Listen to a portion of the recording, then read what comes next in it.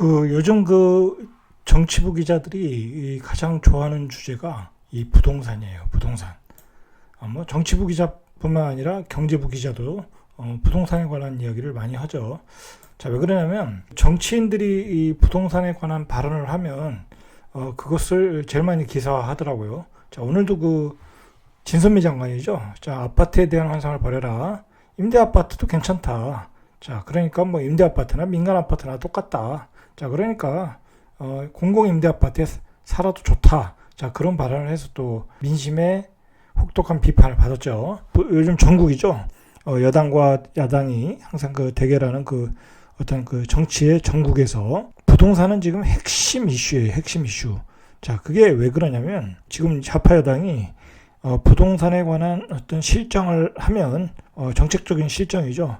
하면 그게 잘 지지율에 반영이 안 됐어요. 결국은 또 국회의원 선거에서 압승을 해서 거대 여당까지 만들었지 않습니까? 자, 그러니까 이상한 거죠. 분명히 주택시장 쪽에서는 커다란 실정을 해서 집값이 폭등을 해서 국민들한테 많은 비난을 받았었죠. 자, 그런데 이제 선거에서는 이겼단 말이에요. 임대차 보호 3법 이후에 전세값이 폭등을 하고, 자, 이제 일반 사람들이 전세를 못 얻고, 자, 그러니까 임차인들이 얼마나 많은 어려움을 겪었겠어요. 그리고 이제 임대인도 마찬가지예요. 자기 집에 살아야 되는데, 자기 집을 팔아야 되는데 팔지도 못하고, 자, 여러 가지 이 임대인 입장에서도 애로사항이 많았죠. 가격도 5% 이상 올릴 수가 없고, 자, 그러니까 임대차 보호 3법 이후에 임대인과 임차인 양쪽에서 욕을 먹은 거예요. 이번 정책으로 임대차 보호 3법의 영향으로. 자, 그러니까 그게 어떻게 되겠어요? 그게 서울 수도권 시장, 전국 시장까지 다 확대됐지만, 제일 먼저 나타난 게 서울 수도권 시장의 어떤 지지율 하락이었죠. 지지율이 하락할 수밖에 없죠. 전세입자들은 전세를 못 구하고, 집주인들은 자기 집에 대한 권리를 행사를 할 수가 없고, 자, 그러니까 지지율이 하락하니까, 자, 그것을 계기로 바로 이제 야당이, 지금 좌파 여당의 아킬레스건이구나 하고, 부동산에 관한 정책, 실정, 즉, 그거에 대해서 집중적인 공격을 한 거예요. 자, 그게 나오자마자, 그런 현상이 나오자마자 김종인 비대위원장이죠. 이 양반이 주택 청약이라는 게, 지금 현재 주택 청약이라는 게, 인생 역전 로또로 변질되었다. 6억짜리 아파트 받으면 12억이 되고 15억이 된다. 이게 뭐냐. 잘못된 정책이다. 자, 바꾸자. 자, 그런 얘기를 꺼냈죠. 자, 예전에는 그렇게 얘기를 해도 표로 이길 수가 없으니까 얘기만 꺼내는 정도의 수준이었는데 지금은 안 그래요. 아주 그냥. 자, 그리고 이제 잠룡, 유승민 야당의 대권 후보자죠. 이 양반이 이제 새로 이렇게 대권 행보를 첫걸음을 시작하면서 시작한 게 부동산 토론회를 개최했어요. 자, 그러니까 지금 좌파 여당이 가장 잘못하는 것은 부동산이다. 그래서 부동산 대란은 어떤 시장의 실패가 아니라 정부의 정책의 실패다라고 이제 주장을 하고 있는 거죠. 자, 그러니까 이제 결국은 이런 혼란이 지지율에 반영되면서 지금은 어떤 부동산 전국이 되었어요. 자, 그게 이제 그렇게 될 수밖에 없는 게 전세를 못 구하고, 우리 국민들이 이제 어떤 삶의 주거지를 마련하지 못하니까 정부에 대한 원망이 많겠어요. 자, 그러다 보니까, 정부도 부랴부랴 대책을 만들어내는데 그 대책이 영 신통치가 안 했죠. 그럼에도 불구하고 지금의 좌파 여당의 장관 후보들, 자, 이런 분들은 지금 계속해서 어떤 철판 발언을 하고 있어요. 정책적인 실수는 없었다. 자, 임대주택에 살면 된다. 자, 그런 발언들을 하고 있는 거죠. 자, 분위기 파악을 못하고 있는 거죠. 분위기 파악을. 자, 그런데 우리가 한번 여기서 생각을 해봐야 될 게 있어요. 뭘 생각을 해봐야 되냐면 우리가 냉정하게 생각을 해서 지금 문재인 정부가 결국 잘한 것과 잘못한 것을 좀 구별을 하자는 거죠. 자, 최근에 주식시장이 급등을 했죠.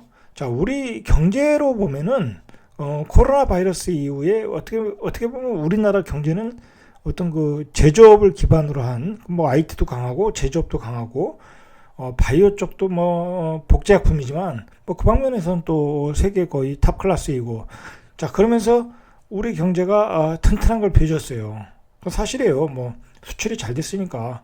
그리고 GDP 성장률도 다른 나라에 비하면 뭐 적게 떨어진 거고. 자, 그리고 우리 그것을 반영하는 게 결국은 원화 강세, 그다음에 외국인들의 주식 매수, 그리고 주식 시장의 급등. 뭐 거의 코스피가 연고점을 찍고 있으니까. 자, 그런 점에서 뭐 문재인 정부의 그 경제 정책은 뭐라고 할 수가 없어요. 뭐 잘했다라고 평가는 할 수 있어요, 분명히. 자, 그런데 부동산에 관해서는 이제 잘했다고 얘기할 수는 절대 없는 거예요, 지금. 왜냐면 전세 가격이 폭등을 했으니까. 제가 매번 얘기하지만 임대차 보호 3법은 시기가 잘못됐어요. 실행하는 시기가 잘못됐고, 유승민 대권 후보가 그 개최한 토론회에서도 얘기했지만, 전세자들의 그 평균 그 전세 기간이 우리나라가 3.2래요, 3.2. 그러니까 임대차 보호 3법을 이야기한 것은 4년을 보장한 거잖아요. 근데 평균적으로 그냥 놔둬도 3.2년을 사는데 뭐 그 몇 개월 느린 게 뭔 의미가 있겠냐는 거죠. 자, 물론 이제 5%에 대한 어떤 상한선을 뒀다라는 건 의미가 있는데, 자, 그 뭐 임대차 보호 3법 뭐 그걸 하는 것도 뭐 할 수는 있어요. 뭐 하는 것도 문제는 없어요. 자, 그런데 2021년에 공급량이 가장 모자라는 구간에 들어갈 때 했다. 자, 이거는 그 어떤 정책의 이반자들이 어떤 타이밍을 잡는데 실수를 한 거예요. 자, 그래서 이렇게 이제 지금 그 무주택자들이 전세를 못 구해서 외곽으로 나가면서 많은 생활의 질이 떨어지고 많은 어려움을 겪고 있는 거다. 그렇게 보시면 되겠죠. 자, 그러면서 이제 그 전세 시장이 폭등을 하면서 6, 7월에 시장이 폭등을 했고 8월 달, 9월 달에 7월 달에 대책을 내놓으면서 이제 또 시장이 조용했었죠. 거래량이 확 줄고, 뭐, 거래가 죽었다. 자, 그래서 집값이 잡혔다라고 또 정부에서 이제 또, 홍보자료를 내고 그랬어요. 자, 그런데 8, 9. 자, 그런데 임대차 보호 3법의 부작용이 나오면서 이렇게 시장이 불장으로 가는 거예요, 불장으로. 자, 그래서 그 6일날 국토연구원이, 낸 자료에 의하면, 주택 매매 시장의 소비자 심리 지수. 자, 그러니까 내가 집을 사야 되나 말아야 되나. 자, 사고 싶은 어떤 그 욕구의 지수죠. 그런 지수죠. 자, 그게 이제 수도권이 거의 130이고 지방이 135라고 그래요. 자, 그 중에서 또 광역시는 수치가 올라가요. 부산이 145, 부산이 폭등을 했죠. 대구가 또 149, 울산이 152, 세종은 한 130 정도, 서울이 한 131 정도. 자, 이렇게 매매 심리가 급등을 하고 있다라는 거예요. 지금 11월에 들었으면서. 그리고 최근에 요번 주에 나온 수치에 의하면 집값 상승률이죠. 0.2%, 0.25%, 평균 상승률이 0.25%가 올랐는데, 이건 2012년 이후 가장 높은 상승률이라고 그래요. 그러니까 지금 집값이 급등을 하고 있다는 거예요. 그래서 11월 셋째 주 전국 평균 전세 수급 지수가 192래요. 전세값 폭등을 이야기해 주는 거죠. 자, 전세값 폭등이 200이면 거의 피크치예요. 자, 거의 피크치에 오고 있다라는 거예요, 지금. 자, 그런데 올해보다는 더 내년이 또 문제라는 거겠죠.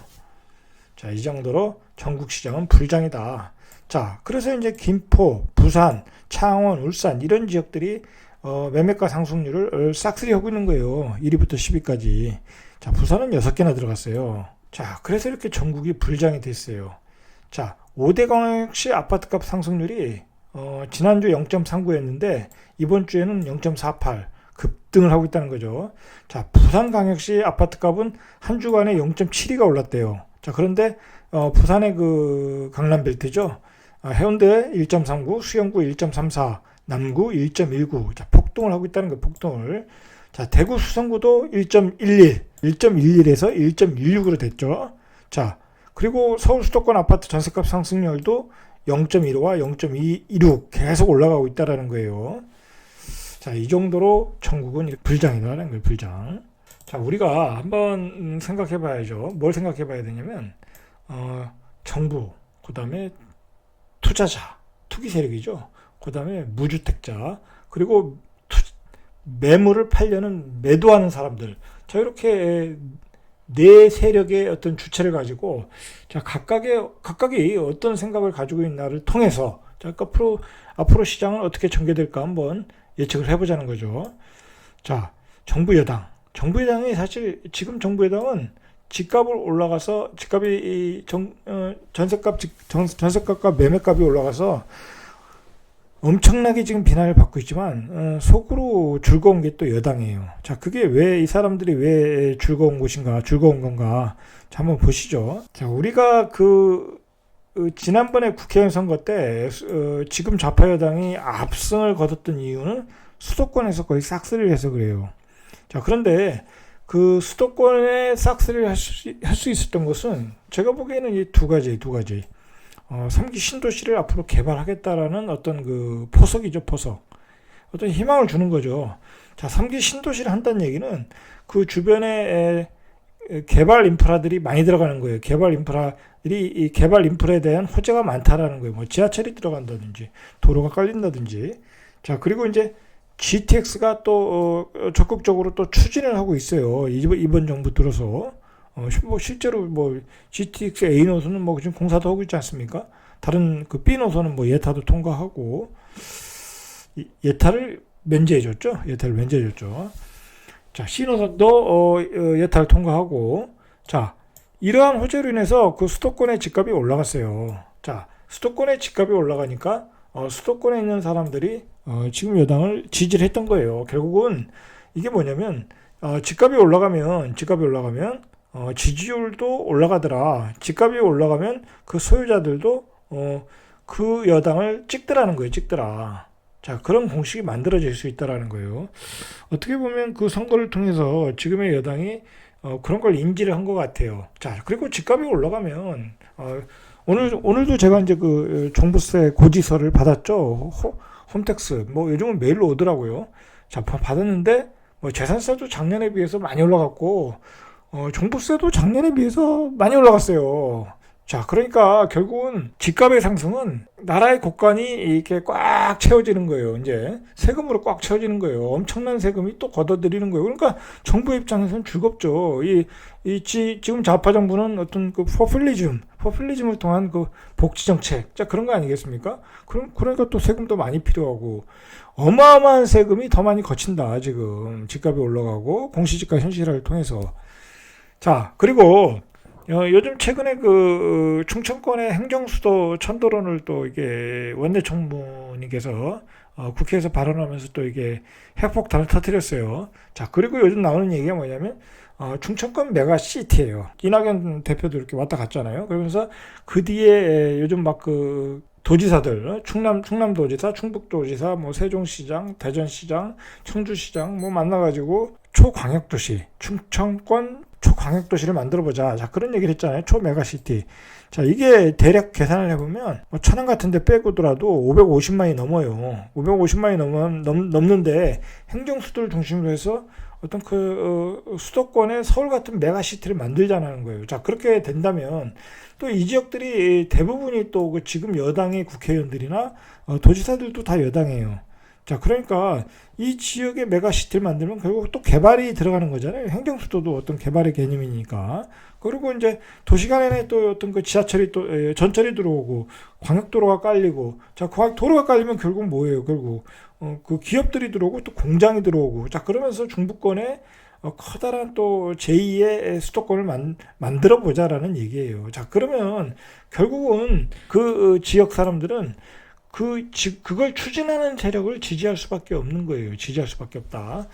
자, 그러니까 그 지금의 여당은 그런 거대한 뭐 장기 집권을 위한 그런 거대한 그 플랜을 짜고 있는 거예요. 뭐 그게 이제 뭐 나쁘다고 얘기할 수는 없어요. 왜냐하면 이 지역 균형 발전을 위해서도 중부 도시의 어떤 초광역 메가시티는 분명히 필요해요. 자, 문제는 뭐냐면 어떤 그런 것에 대해서 야당이 뭐 조금 뭐랄까요, 행정수도 자체에 대해서도 뭐 이렇게 반대를 하는 또 느낌이 들고, 그다음에 뭐 국회에서 추진하는 거에 대해서도 또 딴지를 걸고, 자, 그렇게 나가는 것은 좀 곤란하지 않냐. 왜냐면 우리나라 이 선거라는 게 결국은 중부권은 이 캐스팅 보드예요. 뭐 어차피 전라도와 경상도는 이렇게 지역 색깔이 어느 정도 뚜렷하지 않습니까? 뭐 부산도 마찬가지고, 뭐 결국 뭐 서울 수도권은 이제 그 서로 이제 나눠 먹는 거고, 뭐 중부권도 이렇게 나눠 먹는 거였는데 최근의 경향은 이렇게 여당으로 이렇게 여당 색깔이 이렇게 보이는 친여당 색깔을 보여주고 있어요. 세종수도가 들어오고. 그리고 이번에 대전에서도 결국은 대전을 싹쓸이 하지 않았습니까? 그 청주에서도 상당건가요? 뭐 그쪽 하나만 빼면 또 청주에서도 싹쓸이 했고. 자, 그러니까 결국은 지금 야당의 입장에서는 좀 신경을 써야 돼요. 국회 선거나 뭐 대선에서 이기기 위해서는 이러한 충청권의 어떤 메가시티에 대한 어떤 그 지원, 뭐 그런 것도 필요하다고 저는 봐요. 자, 어쨌든 뭐 그 얘기는 그렇고, 그 다음에 이제 그 부산권. 자, 부산권도 갑자기 또 가덕도 신공항 얘기를 꺼냈어요. 이것도 화제가 됐었죠. 뭐 그 원내 총무가 뭐 또 뭐 이렇게 막 짜증도 내고 국회에서 그랬었죠. 이 얘기가 안 나와가지고. 자, 근데 이 가덕도 신공항이 나오니까 이게 또 그 부산 그 강서 지역 그쪽이죠. 명지 신도시 있는데 그 앞쪽이 가덕도니까 또 그쪽이 또 뜨거워졌어요. 핫플레이스가 됐어요. 안 그래도 부산이 요즘 막 난리가 났는데 불을 부었죠. 자, 결국은 작년에도 조정지구 풀어줄 때 그랬잖아요. 국회의원 선거를 앞두고 또 풀어줬잖아요. 그리고 또 요번에 또 내년에 또 4월 보궐선거가 있잖아요. 자, 또 그걸 앞두고 또 이렇게 불을 펴주는 거죠. 불을 지펴주는 거죠. 또 집값이 상승하면 또 여당 표가 많이 나올 것이다. 또 그런 공식이 작용을 하는 것 같아요. 자, 그런 계획하에 이렇게 추진을 하고 있다라는 거예요. 자, 그래서 지금 가장 즐거운 사람들이 바로 이제 두 사람이에요. 그 다주택자들. 집값이 폭등하니까 다주택자는 당연히 좋은 거죠. 뭐 세금을 많이 내더라도. 자, 두 번째로 이 정부죠. 정부는 지금 집값 폭등으로 자, 양도세, 보유세는 뭐 당연히 많이 들어오고 요즘은 또 취득세까지 올려놨잖아요. 2주택, 3주택자들은 조정지구에서. 자, 그러면 요즘은 또 이 투자하는 사람들이 그 올라간 취득세에 대해서 또 적응이 돼서 뭐 많이 먹고 취득세 내면 되는 거니까 또 막 들어오고 있어요. 그러니까 또 취득세도 많이 들어오고 종부세도 많이 들어오고. 자, 정부는 신이 나는 거예요. 자, 거기다가 집값이 오르니까 지지율도 올라요. 자, 그러니까 집값이 올라가는 것을 싫어할 수가 없는 거예요. 지금 여당은. 무주택자들은 그걸 알아야 돼요. 그걸 알아야 된다는 거예요. 뭐 정부에다가 대고 막 집값에 폭락을 시켜야 된다. 집값을 잡아야 된다. 자, 그렇게 하는데 그게 그렇지 않다는 거예요. 그 서옥사를 보면.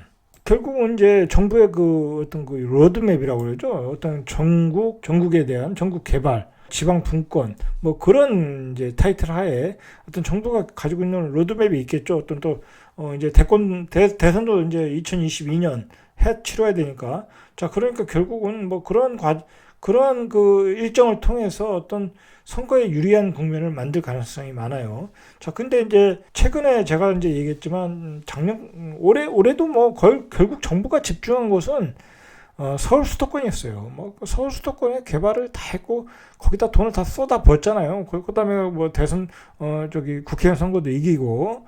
자, 그러니까 사실 정부가 지방 분권을 주장했지만은 하나도 별로 이렇게 이룬 게 별로 없어요. 이룬 게. 그나마 이제 최근에 행정수도 천도로는 이제 막판에 이제 이야기 이제 꺼내가지고 뭐 행정수도가 이제 지갑이 많이 올라갔긴 했지만 어쨌든 뭐 추진된 건 없어요. 추진된 거는 뭐 국회의사당을 내놓는다고 하는데 뭐 지금 예산 잡은 것도 없고 아무것도 추진된 건 없어요. 그냥 말만 꺼냈지. 말만 꺼내고 집값만 올리고 지지율만 올린 거예요. 자, 그런데 그걸 또 지방 소도시들도 있지 않습니까? 광역도시도 있고. 자, 이제 남은 곳은 2차 공공기관 이전. 자, 이게 한 124개예요. 자, 이것도 내년에 하겠죠. 이제 선거를 앞두고. 자, 그러면 그 지역의 집값이 또 올라가겠죠. 자, 그러니까 어떻게 되겠습니까? 결국은 또 지지율 올라가겠죠. 여당은 이렇게 로드맵이 잡혀 있어요. 이렇게 전국의 집값이 상승을 하면 결국 여당의 지지율이 올라간다. 이러한 로드맵을 또 정부는 가지고 있다. 자, 이렇게 봐야 돼요. 요즘 투자자들의 움직임을 한번 보시죠. 요즘 투자자들이 좀 조용히 있다가 김포 시장으로 많이 들어갔죠. 김포 시장 뭐 전셋값과 매매값이 붙어버리니까 그 갭 투자로 또 많이 들어갔다고 그래요. 그래서 김포를 매입한 사람 중에 8명은 뭐 실수요고 2명은 투자자라고 그러는데 제가 보기엔 뭐 2명은 더 넘는 것 같아요. 한 7대3 뭐 또는 8대2. 자, 그 정도로 또 들어가고 있다고 그래요. 또 투자자들이 취득세를 아끼려고 또 공시지가 1억짜리 이하로 들어가고 있다고. 그냥 돈이 있으니까 그냥 마구 사는 거예요. 뭐 사면 올라가겠지. 자, 그런 생각으로 막 사는 것 같아요. 자, 그래서 요즘 전셋값이 또 폭등하니까 강남 수도권에 갭 투자들이 또 이렇게 뭐랄까요? 매수세가 늘어나고 있다고 그래요. 늘어나고 있다. 자, 근데 요즘 투자자들끼리 하는 얘기가 있어요. 요즘 뭐 이제 전국 시장이 불장이다 보니까 여기도 불장, 저기도 불장이니까 투자자들도 도대체 어디를 가야 될지 모르겠다. 자, 이게 왜 그러냐면 이제 뭐랄까요? 막 이게 투기판이 되다 보니까 이 투기가 되는 속도가 빨라지는 거예요. 투자자들도 못 따라갈 정도로 그게 시스템화돼서 막 빠르게 돌고 있는 거예요. 뭐 우리가 얼마나 많은 투자자가 있는지 모르니까 뭐 심지어 광주는 막 버스 대절에서 가서 뭐 지자체가 난리가 나지 않았습니까? 자, 그렇게 돌아가고 있다. 자, 그리고 생각을 해보세요. 30만 도시의 그 아파트 가격이 8사 아파트 가격이 뭐 4억 중반, 5억대까지 가고 있어요. 자, 그러니까 만약에 30만 도시 아파트 가격이 갑자기 뭐 3억 하던 게 5억이 됐다. 자, 그러면 그 사람이 무슨 생각을 하겠어요? 우리 아파트 많이 올랐네. 그러면 이거 끝까지 가지고 있어야 됐네. 자, 그렇게 생각하지 않는다는 거예요. 자, 그걸 팔고 어디로 가겠어요? 광역시로 가겠죠. 보다 큰 도시 가면 더 많이 오를 수 있으니까. 자, 광역시에 또 뭐 요즘 뭐 광역시에 또 A급지는 뭐 10억, 12억 그렇게 하지 않습니까? 또 그걸 또 판 사람은 또 어디로 가겠어요? 서울로 가겠죠. 서울로 또 강남으로 가겠죠. 자, 그렇게 자꾸 전국의 집값이 이렇게 뻥튀기 지다 보면 그게 이제 다른 지역 상급지로 계속 옮겨가는 거예요. 그러다 보면 전국이 불장이 되는 거예요. 지금이 그럴 때라는 거예요. 그럴 때다. 자, 예를 들어서 부산 삼익지 비치가 이게 작년보다 뭐 2배가 됐다는데, 자, 이거 판 사람이 어디로 가겠어요? 자, 가격이 이제 그 집을 팔고 이제 서울로 올라가는 거예요. 서울로, 강남으로 가는 거예요. 자, 그렇게 지금 투자자들은 움직이고 있다. 매우 빠른 속도로 움직이고 있다는 거예요. 자, 그런데 이 실수요, 무주택자들은 완전히 3인 초과에 갇혔어요. 지난달에 통계를 보니까 20, 30대가 계속 패닉 바잉을 하고 있다고 그래요. 자, 30대 서울 매매 비중이 38.5로 역대 최고라고 그래요. 10월 달에. 자, 그러니까 정부가 고소득자 신용대출을 하는 것을 막아버렸죠. 자, 막아버렸어요. 신용대출. 자, 그런데 막판에 지금 또 계속 신용대출 받고 있다고 그래요. 저번 달에 20대가 25%나 급증했다고 그래요. 집을 사는 퍼센테이지가. 그러니까 2030이 패닉바잉을 계속하고 있고, 그 무주택자들이 서울에서 집을 못 구하니까 서울 외곽으로 갔죠. 서울 외곽으로 가니까 결국 어떻게 되겠어요? 하루에 3시간씩 출퇴근해야 돼. 자, 그러니까 생활의 질이 떨어지겠죠. 자, 그러니까 여당을 원망하겠죠. 자, 그러니까 지지율이 떨어지고 있는 거예요. 자, 그래서 요즘 무주택자들이 우울증에 걸렸다고 그래요. 우울증. 자, 그래서 부동산 블루라고 그래요. 블루. 자, 무주택자에게는 지금 지옥이에요. 지옥. 포기해야죠. 뭐 집값이 2배, 3배 늦는데 그걸 어떻게 사겠어요? 급여는 똑같은데. 자, 포기할 상황이 됐다라는 거예요. 자, 그렇지만 포기할 필요는 없겠죠. 자, 뭐 항상 어떤 지금에도 배선 둔다고 항상 공부를 하다 보면 또 기회가 오겠죠. 자, 시장에 물건이 안 나와서 난리라고 그래요. 매도자 입장에서 한번 생각해 보세요. 팔 수가 있겠나? 자, 세금이 어마어마하니까 팔 수가 없어요. 뭐 양도세 뭐 내면 60% 70% 내야 되니까 팔 수가 없다. 자, 그나마 이제 강남에 조금 나오는 매물이 이 장기 보유 특별 공제 받는 매물들. 자, 그런 매물들이 조금 나오고 있어서 거래가 되는 거예요. 자, 그러니까 뭐 그렇게도 팔기 싫다. 자, 그러니까 또 다 증여를 하고 있잖아요. 자, 그러니까 시장에 매물이 없어요. 매물이. 자, 그런데 이제 뭐 지금 정부가 또 공시지가 현실화율을 5년 내에 뭐 어마어마하게 하겠다. 자, 그러니까 이제 보유세 부담이 되겠죠. 자, 그런 물량은 점차 나올 가능성은 있어요, 분명히. 자, 그러니까 은퇴했는데 소득이 별로 없다. 자, 그런 분들은 이제 자산 리밸런싱을 해야 돼요. 뭐 내가 수입은 하나도 없는데 1년에 3천, 4천만 원 세금으로 내라. 그러고 강남에 살 수는 없겠죠. 자, 그런 분들은 이제 파셔야 돼요. 자, 제가 이상 대충 시장을 봤는데, 정부의 입장, 그리고 무주택자 입장, 투자자 입장 봤는데, 우리가 이제 2021년도를 이런 각 주체별로 한번 그분들이 매물을 내놓는 사람은 어떻고, 그걸 살 사람은 어떻고, 정부는 무슨 생각을 하고 있고, 자, 그걸 통해서 우리가 2021년도의 시장을 한번 예측을 해보자. 자, 예측을 하는데 그 시장의 상수를 보자는 거예요. 상수. 변하지 않는 변수가 있다라는 거예요. 상수가 있다라는 거예요. 자, 그것은 초저금리. 아주 초저금리예요. 초저금리. 아주. 자, 이 초저금리는 계속 유지가 될 것이다. 자, 정부의 규제는 계속 될 것이다. 뭐 정부의 정책, 대책, 규제, 뭐 그런 건 바뀌지 않을 거라는 거예요. 절대로. 이낙연 대표가 부동산 정책에 대해서 사죄는 했지만, 자, 그건 대권 행보를 위한 어떤 코스프레 같은 거예요. 그 사람이 대통령이 당선이 되면, 뭐, 그때 바뀔 어떤 입장을 내놓을지 모르니까, 그건 뭐, 의미가 없는 얘기예요. 정책을 바꿔라, 이거예요.